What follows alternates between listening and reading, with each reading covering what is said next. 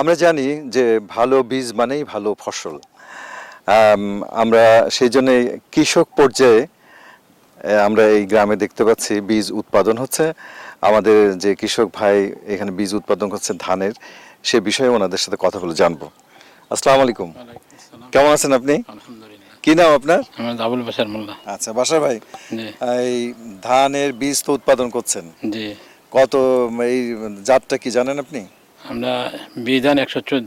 আচ্ছা, এই যে বিধান 114 যে বীজ উৎপাদন করছেন, যে প্রযুক্তি এখানে ব্যবহার করছেন আপনারা, কিভাবে কোন কোন প্রযুক্তি ব্যবহার করে বীজটা উৎপাদন করছেন, উন্নত মানের যে বীজটা উৎপাদন করবেন, কি করছেন আপনারা? আমরা তো এখন বিধান রফি স্যার আমরা না, যখন আপনারা এই বীজটা যখন শোধন করে নিয়েছিলেন আপনারা? আদর্শ বীজতলা করছি। হ্যাঁ। এরপরে যেহেতু সপ্তাহে পানি সেচ করা হয়েছে, এরপরে 128 দিনের মাথায় আমরা এটা বীজ করে চারা গুছাই লাগাইছি।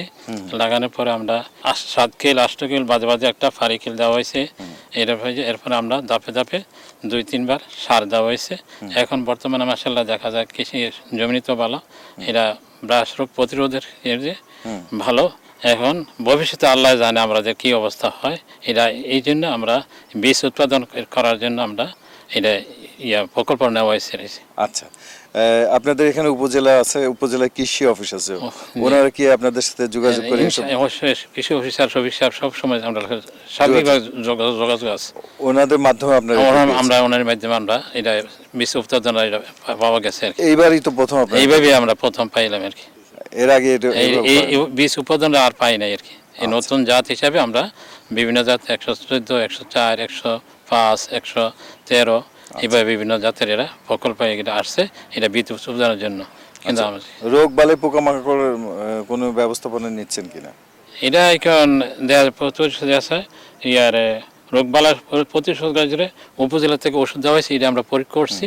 ওই করার মধ্যে আবার সারা আসতেছে, রোগী সারা আইতেছে, দেখতেছে কোনটা কি কি দরকার, এটা আমরা বাতলাই দিতেছে, আমরা এটা প্রয়োগ করতেছি। আচ্ছা, আমরা দেখতেছি বিভিন্ন মাঠের ভিতরে এই যে বাঁশের কঞ্চি গেড়ে দিয়েছেন, কেন এটা? বাঁশের কঞ্চিটা দেওয়া হয়েছে যেহেতু এটা উপজেলা সরকার পরিষদ থেকে, যেহেতু এটা যে বাঁশের কঞ্চি থাকলে ওই যেখানে পাখি বসলে এটা যে মাজরা পোকা থাকলে এটা প্রতিরোধ করা যায়, তারা উড়ে এটা আহার করে নিয়ে যায় আর কি।